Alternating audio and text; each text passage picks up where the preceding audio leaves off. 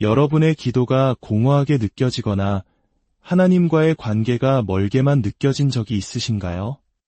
혹시 마음속 깊은 곳에서 영적인 갈급함을 느끼지만 어떻게 그 갈증을 해소해야 할지 막막했던 적은 없으신가요?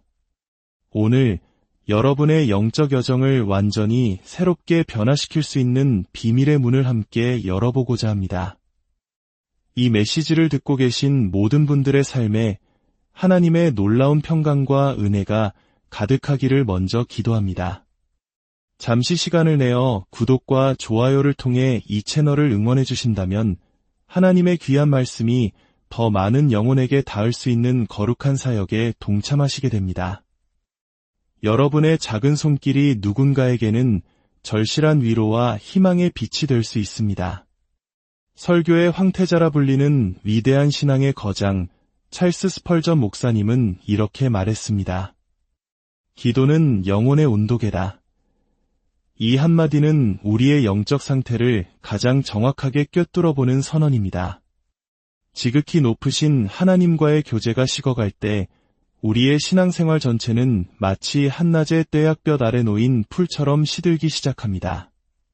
하지만 오늘 밤 저는 창조주 하나님과의 관계를 혁명적으로 변화시킬 11가지의 강력한 습관을 여러분과 나누고 싶습니다. 스펄전 목사님은 이 원리들을 온 삶으로 살아냈고 그의 열정은 수많은 영혼의 불을 지폈습니다. 그가 하나님과 누렸던 친밀함은 너무나도 실제적이어서 그가 설교할 때면 사람들은 마치 하늘의 숨결을 직접 느끼는 듯했습니다. 그것은 결코 우연이 아니었습니다. 소수만이 알고 있지만 우리 모두가 실천할 수 있는 철저한 영적 훈련의 열매였습니다. 하나님과 깊은 친밀감을 쌓기 위한 첫 번째 습관은 매일 아침 거룩한 시간을 구별하는 것입니다. 이것은 의미 없는 종교적 의식을 말하는 것이 아닙니다. 세상의 소음이 당신의 주의를 빼앗기 전에 살아계신 하나님과 인격적으로 만나는 실제적인 시간을 의미합니다. 예수님께서 친히 이 원리를 우리에게 보여주셨습니다. 마가복음 1장 35절은 이렇게 증언합니다. 새벽 아직도 밝기 전에 예수께서 일어나 나가 한적한 곳으로 가사 거기서 기도하시더니 하나님의 아들이신 예수님께서도 아버지와의 친밀한 시간이 필요하셨다면 연약한 우리는 얼마나 더 절실히 필요하겠습니까? 이른 아침 시간에는 초자연적인 무언가가 일어납니다. 우리의 정신은 맑고 영혼은 민감하게 열려 있으며 세상의 염려가 아직 마음을 침범하지 않은 때입니다. 바로 이 순간 우리는 하늘과 가장 깊고 실제적으로 연결될 수 있습니다. 하지만 사랑하는 성도 여러분, 이것은 단순히 일찍 일어나는 것만을 의미하지 않습니다. 당신의 영혼이 하나님의 임재 안에서 자유롭게 숨 쉴 수 있는 신성한 공간을 창조하는 것입니다. 이 시간을 절대적인 우선순위로 정할 때 당신은 하나님과의 관계가 당신의 삶에서 그 어떤 것보다 중요하다고 선포하는 것입니다.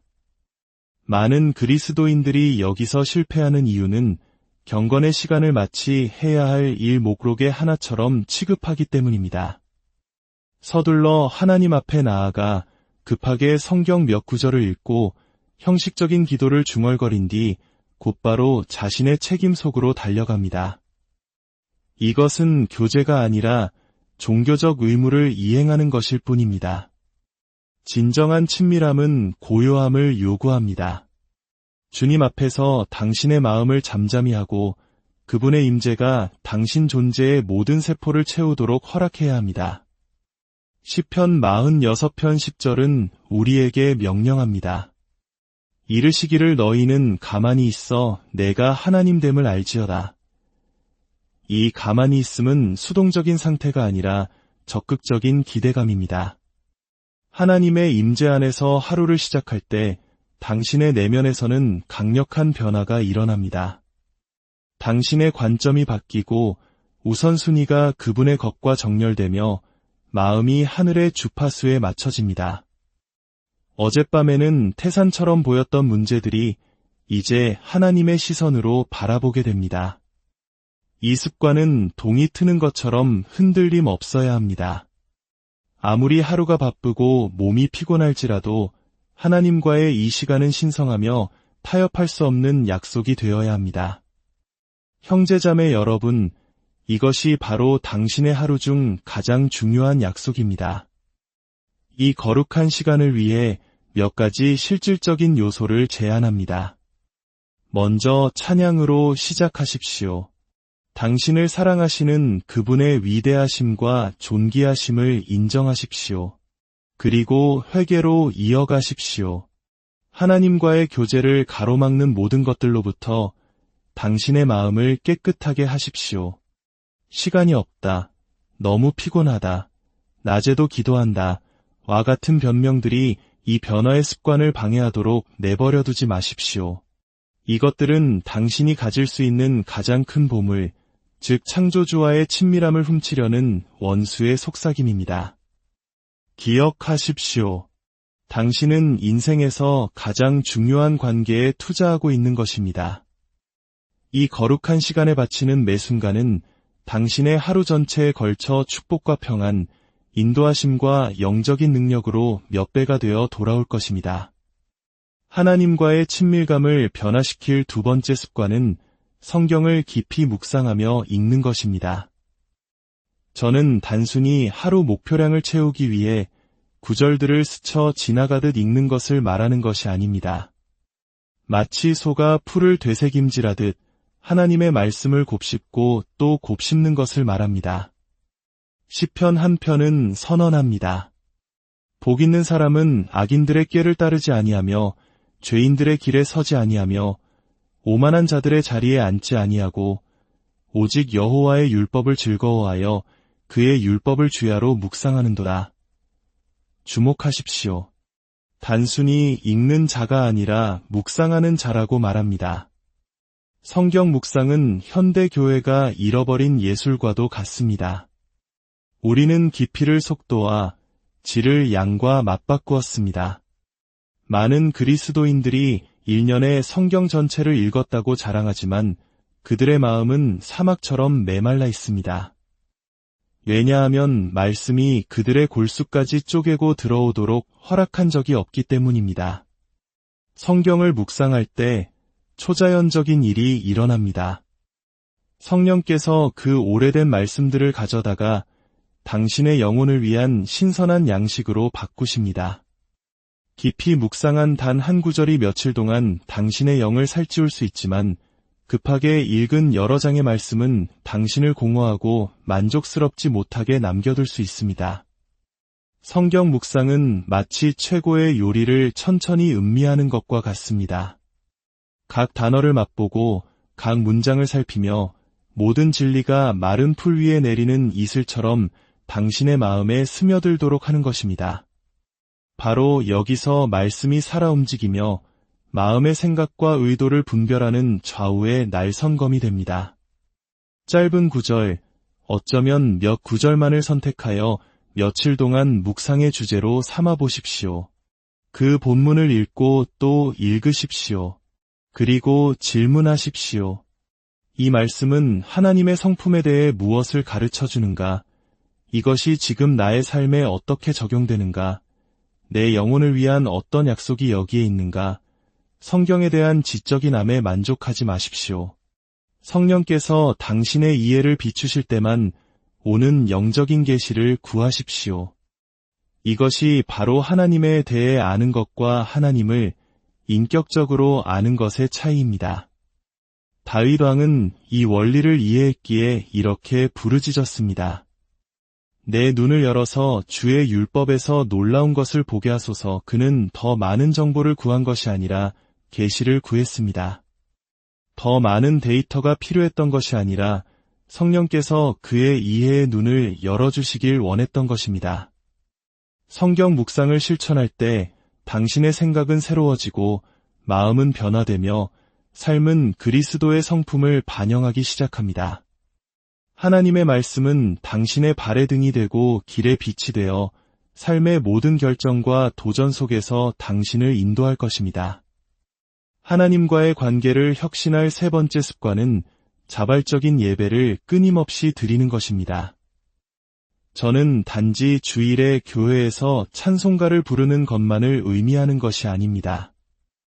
하루의 모든 순간 속에서 지극히 높으신 그분의 위대함을 끊임없이 인정하고 높이는 마음을 기르는 것입니다.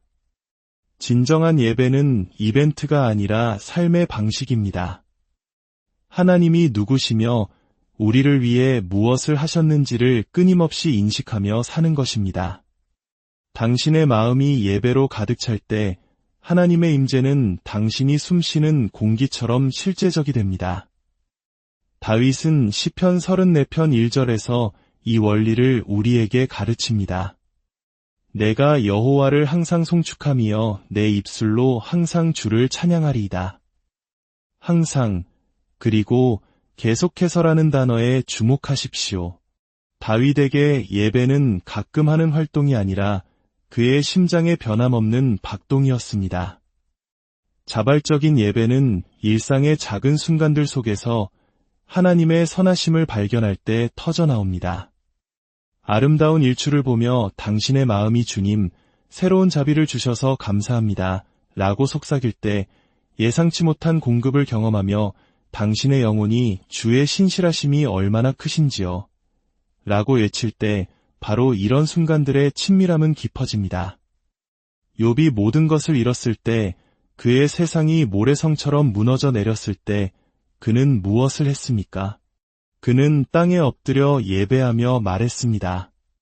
주신 이도 여호와시요 거두신 이도 여호와시오니 여호와의 이름이 찬송을 받으실지니이다. 이것이 바로 감정이 아닌 영에서 우러나오는 예배입니다. 또한 예배는 영적 전쟁에서 강력한 무기입니다. 어려움 속에서 예배할 때 우리는 상황과 상관없이 하나님께서 여전히 주권자이심을 선포하는 것입니다. 원수는 진정한 예배의 소리를 들으면 도망칩니다. 왜냐하면 예배가 불러오는 하나님의 임재를 견딜 수 없기 때문입니다. 바울과 실라가 빌립보 감옥에서 예배했을 때 일어난 일을 기억하십시오. 한밤중에 발에 착고를 찬 채로 그들은 하나님께 찬미를 불렀습니다.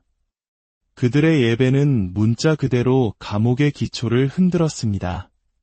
매일 당신의 간구를 아뢰기 전에 먼저 예배로 시작하는 습관을 기르십시오. 하나님께 무언가를 구하기 전에 그분의 이름을 높이고 위대하심을 인정하며 그분의 속성을 선포하십시오. 이것은 하나님을 조종하는 것이 아니라 성경적인 질서입니다. 감사함으로 그의 문에 들어가며 찬송함으로 그의 궁정에 들어가서 하루 동안에도 당신의 마음이 일상적인 활동을 멈추고 자발적인 예배의 표현을 하도록 허락하십시오. 운전할 때, 일할 때, 걸을 때 당신의 영혼이 만왕의 왕께 찬양의 말을 속삭이게 하십시오. 이것은 평범한 순간들을 거룩한 만남으로 변화시킬 것입니다. 하나님과의 친밀함을 변화시킬 네 번째 습관은 영적인 금식을 실천하는 것입니다. 저는 육체적인 다이어트를 말하는 것이 아닙니다. 당신이 상상조차 못했던 하늘의 차원을 당신의 기도 생활에 열어주는 신성한 훈련을 말합니다. 금식은 마치 교향곡을 연주하기 전에 악기를 조율하는 것과 같습니다. 금식할 때 당신은 보통 육신과 세상의 방해로 인해 가려져 있던 신성한 주파수에 당신의 영을 맞추도록 준비하는 것입니다. 예수님께서 친히 마태복음 6장 16절에서 금식할 때에라고 말씀하시며 그 본을 세우셨습니다. 만약 금식한다면이 아니라 금식할 때에입니다.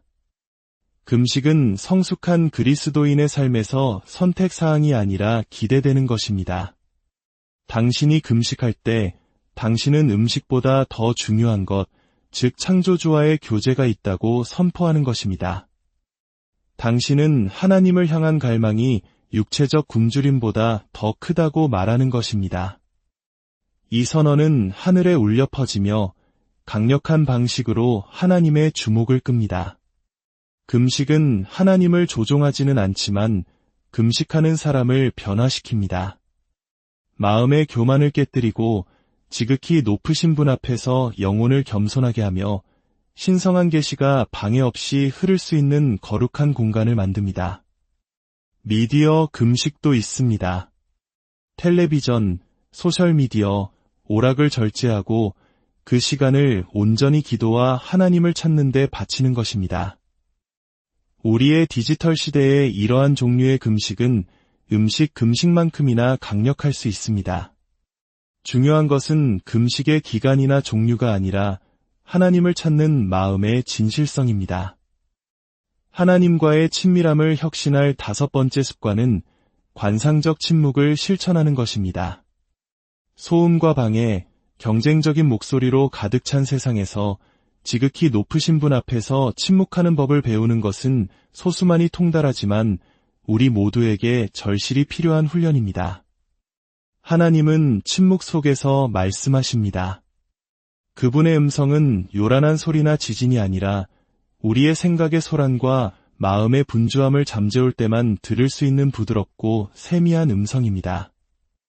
엘리야 선지자는 호렙산에서 주님의 음성을 듣고자 했을 때 이것을 경험했습니다. 강한 바람, 지진, 불이 지나갔지만 하나님은 그 어느 것에도 계시지 않았습니다. 그리고 세미한 소리가 들렸을 때 엘리야는 그것이 그의 하나님의 음성임을 알고 경외감 속에 얼굴을 가렸습니다. 관상적 침묵은 정신을 비우거나 동양적 명상이 아닙니다. 은혜의 보좌 앞에서 능동적으로 기대하는 것입니다. 마음을 듣는 자세로 두고 성령께서 당신의 영혼을 변화시킬 진리를 속삭이실 수 있도록 내면의 공간을 만드는 것입니다. 시편 46편 10절은 너희는 가만히 있어 내가 하나님됨을 알지어다 라고 선언합니다. 히브리어로 가만히 있다는 말은 문자적으로 긴장을 풀다, 놓아주다, 내려놓다를 의미합니다. 통제, 불안, 모든 답을 가져야 한다는 필요를 내려놓고 단순히 그분의 임재 안에 머물라는 부르심입니다. 하나님과의 친밀함을 변화시킬 6번째 습관은 친밀하고 구체적인 고백입니다. 저는 저의 죄를 용서해 주세요 라고 중얼거리는 일반적이고 피상적인 고백을 말하는 것이 아닙니다. 주님 앞에서 모든 것을 그 이름대로 부르며 마음을 깊이 살피는 것을 말합니다. 진정한 고백은 영혼의 감염을 제거하는 영적 수술과 같습니다. 다윗은 시편 32편 5절에서 이 원리를 우리에게 가르칩니다. 내가 이르기를 내 허물을 여호와께 자복하리라 하고 주께 내 죄를 아뢰고 내 죄악을 숨기지 아니하였더니 곧 주께서 내 죄악을 사하여 주셨나이다. 그 구체성을 보십시오. 그는 선포했고 숨기지 않았으며 구체적인 허물을 자복했습니다. 친밀한 고백은 당신이 잘못한 것뿐만 아니라 당신이 하지 않은 선한 일도 인정하는 것을 포함합니다. 당신이 뱉은 상처 주는 말뿐만 아니라 당신이 삼킨 격려의 말도 포함합니다. 하나님은 당신의 죄에 놀라지 않으십니다. 그분은 당신이 죄를 짓기 전부터 알고 계십니다. 고백은 하나님께 당신의 상태를 알리는 것이 아니라 당신의 영혼을 파괴하는 짐으로부터 당신을 해방시키는 것입니다. 매일 잠자리에 들기 전 양심을 성찰하는 시간을 가지십시오. 당신의 말, 생각, 태도, 동기를 주님 앞에서 되돌아보십시오. 하나님과의 친밀함을 혁신할 7번째 습관은 열정적인 중보 기도입니다. 저는 기도 목록에 있는 이름을 피상적으로 언급하는 것을 말하는 것이 아닙니다. 다른 이들을 향한 하나님의 마음에 있는 부담을 당신의 마음에 짊어지는 것을 말합니다.